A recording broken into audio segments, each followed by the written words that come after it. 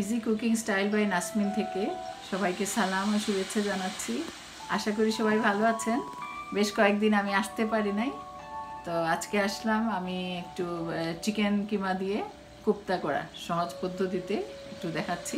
এটা তো অনেকেই পারেন, তো নতুন যারা তারা যদি ইন্টারেস্টে থাকেন তো আমাদের দেখবেন। আমি সব কিছুই যেরকম সহজ করে করি ওইটা ওইরকম। তো শুরু করি এখন। এখন আমি আমার ইনগ্রিডিয়েন্টসগুলো আলাদা করে রেখে দিয়েছি, যেগুলো চপারে ইয়ে করব, তো ওইগুলো নিয়ে আসলাম। তো আমি ছোট চপার ইউজ করি খুব বেশি, ওইটা আপনাদের দেখাচ্ছি। অনেক আরাম, কারণ বড়গুলা অনেক সময় ইউজ করা হয় না, ঝামেলা, টানবো এ করবো। ছোটোর হাতের কাছে আমি এখন কাঁচামরিচ দিয়ে সব কিছু ওইটাতে করি, হাতে কাটাকাটি পড়বে আমি কমিয়ে দিয়েছি আর কি। তো এখন আমি পাউরুটিটা এ করি।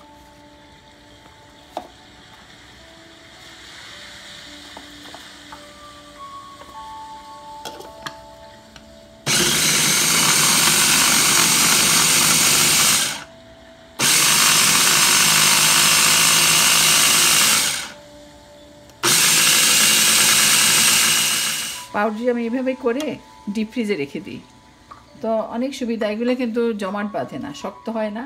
ডিপ ফ্রিজে রেখে দিলেন, যখন আপনার কাজ তখন বের করে মিশিয়ে দিয়ে দিলেন। রুটির পিঠটির অনেক সময় ফেলতে হয়, তো না ফেলে এগুলা চপারে গ্রাইন্ড করে রেখে দিলে অনেক কাজে লাগে এগুলা। এখন আমি কাঁচামরিচ ধনিয়া পাতা ধুয়ে রেখেছিলাম, এখন আমি কাঁচামরিচগুলো দিয়ে দিচ্ছি। কাঁচামরিচটা একটু করে তারপর ধনিয়া পাতা।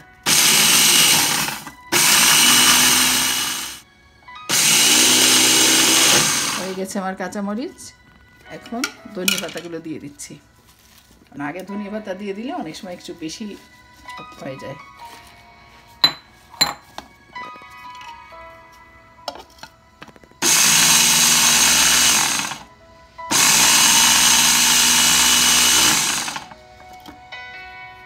হয়ে গেছে।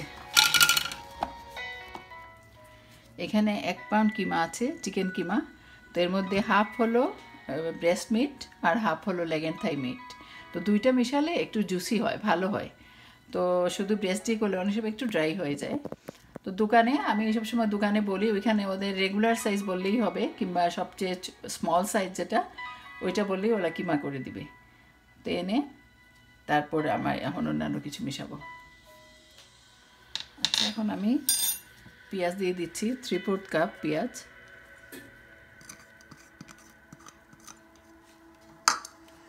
পাউরুটি গুঁড়া দিয়ে দিচ্ছি 1/4 কাপ। এটা কেউ চাইলে কম বেশি সবই করতে পারেন। তারপর আদা দিচ্ছি 1 টেবিল স্পুন, আর লবণ দিচ্ছি মোটামুটি 1 চামচ,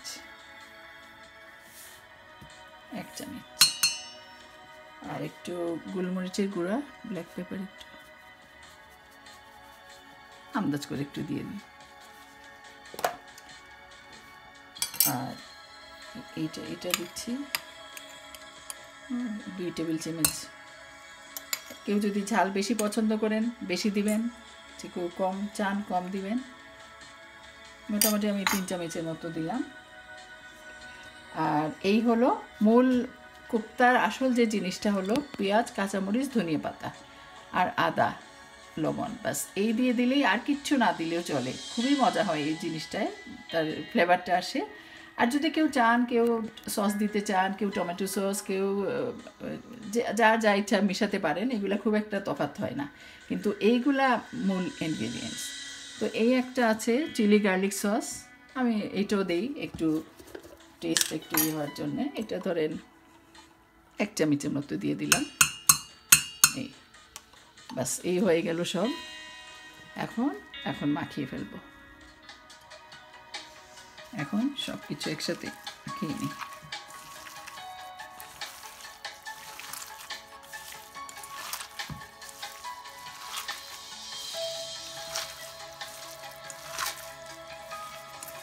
চাইলে পাউরুটির গুঁড়াও কেউ আরও বেশি দিতে পারেন, পেঁয়াজও, সব কিছুই। আচ্ছা, মাখানো হয়ে গেছে। এখন আমি গোল বল বল করে ফেলবো। তো ওই সময় একটু হাতে একটু তেল লাগিয়ে দিলে ভালো হয়।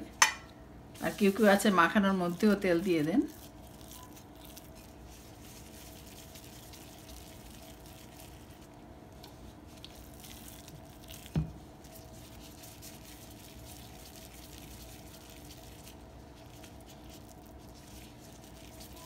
আইসক্রিম স্কুপ থাকলেও স্কুপ দিয়ে সুন্দর হয়।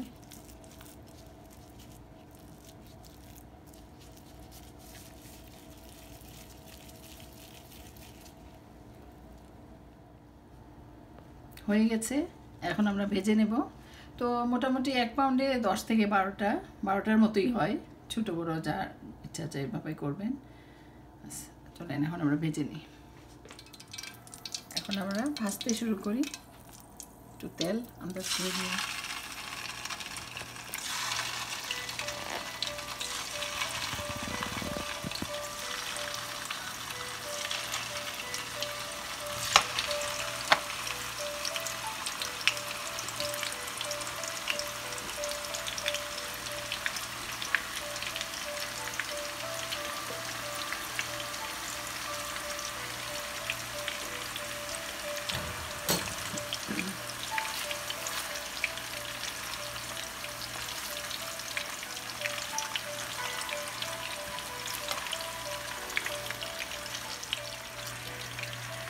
দিলাম।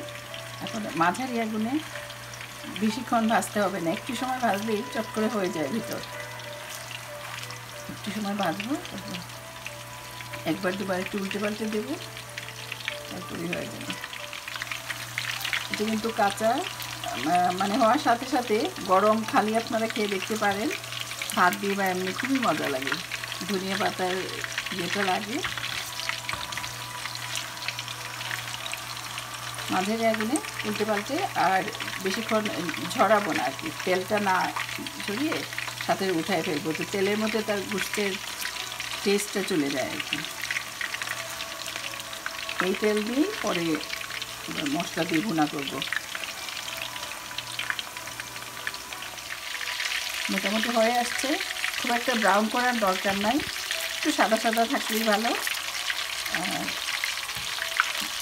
উঠিয়ে নেব একটু পরে, মানে 7-8 মিনিট ভাজলেই ঠিক আছে, হয়ে গেছে।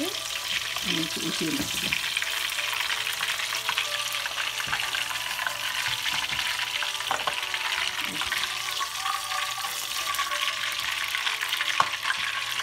এগুলো গরম গরম খাবেন আপনারা, খুব মজা লাগবে। ভাজা হয়ে গেছে আমার কোপ্তাগুলো। এখন আমি চাইলে এখনও ভুনা করতে পারি, আবার অনেক সময় আমি জিপলকে করে ডিপ ফ্রিজে রেখে দিই, তো খুব সুবিধা হয়। হঠাৎ করে মেহমান আসলো বা খেতে ইচ্ছে করলো, বের করে আপনি মশলা ভুনে করে ফেললেন, একদম ফ্রেশ হয়ে যায়। তো একটু রান্নার একটু আগে বের করলে ভালো হয়, যে কোনো ফ্রোজেন জিনিসই একটু আগে বের করলে টেস্টটা ভালো থাকে। খুবই সুবিধা এটা আপনার, যখন তারপর গরম আপনি যদি কারো বাচ্চাদের ইয়ে দিতে চান, চায়ের সাথে খেতে পারবেন, তারপর দরকারের সময় বের করে খেলেন, খুব সুবিধা। এই জিপলকে নিয়ে নিলাম। এখন এইভাবে আমি ডিপ ফ্রিজে রেখে দিই, অনেক দিন থাকে, অনেক মাস থাকবে, কোনো অসুবিধা নাই বারবার বের না করলে। তো যখন দরকার তখন বের করে খাবেন। খুব সুন্দর এই সিস্টেমে রেখে দিলে, কয়েকটা প্যাকেট রেখে দিলে আপনি নিশ্চিন্ত অনেক দিনের জন্যে। ঠিক আছে, আচ্ছা এখন কোপ্তাগুলা মশলা দিয়ে ভুনা করে ফেলবো। তো দিয়ে দিচ্ছি তেল, 3/4 কাপের চেয়ে একটু কম। মোটামুটি যে তেলে ভাজলাম কোপ্তা, ওই তেলটাই দিয়ে দিচ্ছি, ওইটা দিলে টেস্ট একটু ভালো হয়। আর যেহেতু খুব হালকা ভাজা, তো তেলটা পুড়ে না, একদমই ফ্রেশ থাকে। তো এই তেলে আমি 1 কাপ কাটা পেঁয়াজ দিয়ে দিচ্ছি। তখন এগুলো একটু ভাজি, একটু ব্রাউন হয়ে আসলে তখন অন্যান্য মশলা দেব।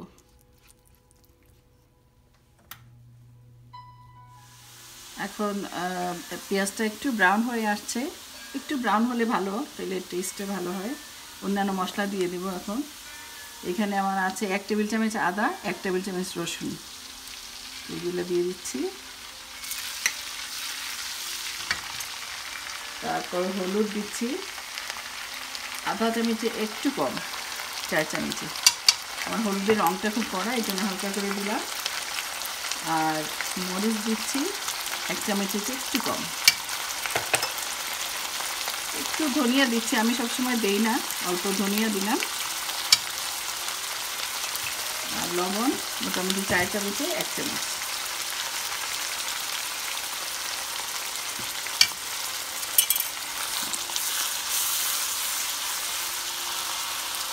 একটু পানি দিয়ে ঢেকে দেব, মাঝে মাঝে নাড়বো, তাহলে মশলাটা ভুনা হয়ে যাবে। সারাক্ষণ দাঁড়িয়ে নাড়ার কোনো দরকার নাই, একটু পানি দিয়ে ঢেকে দিলে সুন্দর ভুনা হয়ে যায়, মশলা গন্ধটা চলে যায়।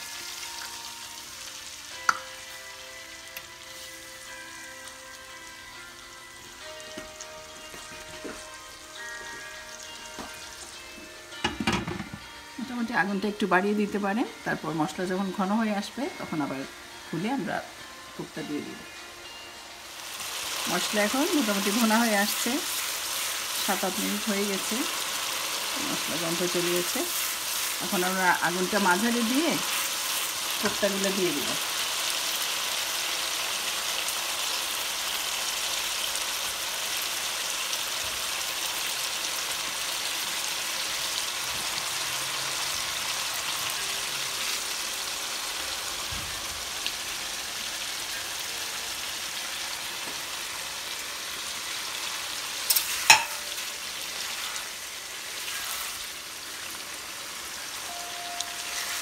দিয়ে তারপর একটু পানি দিয়ে, বেশি ঝোল দেব না, একটু দেব, কারণ বেশিক্ষণ সিদ্ধ হয়ে গেলে গোশতে যে জুসি ভাবটা ওইটা চলে যাবে। তো এখন আগুন একটু বাড়িয়ে দেবো, ফুটে উঠলে মাঝারি আগুনে 5-7 মিনিট একটু ঢেকে দেবো।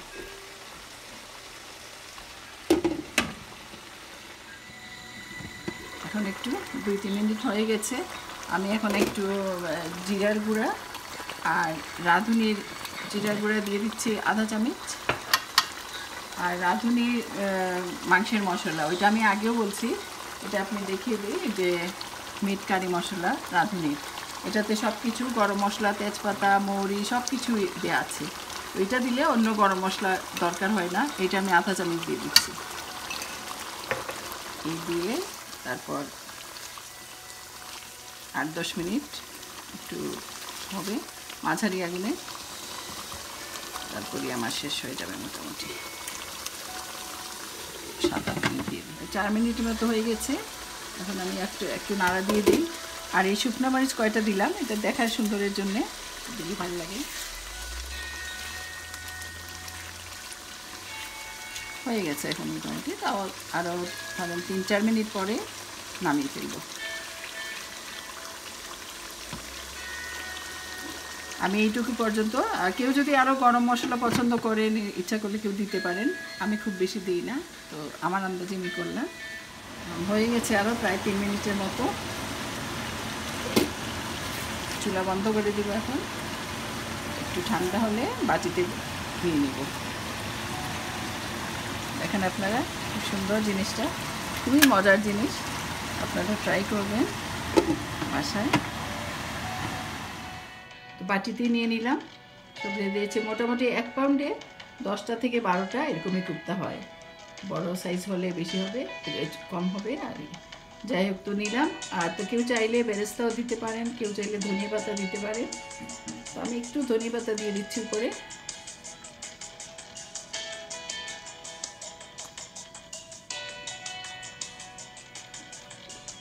ঠিক আছে, তো আপনারা প্লিজ ট্রাই করবেন, খুবই সহজভাবে দেখালাম, সহজভাবে করলাম। তো ট্রাই করে, যদি কোনো কোয়েশ্চেন থাকে আমাকে কমেন্ট বক্সে আপনারা জিজ্ঞেস করবেন। তো ভালো থাকেন, সবাই ভালো থাকেন, ইনশাআল্লাহ আগামীতে দেখা হবে। খুদা হাফেজ।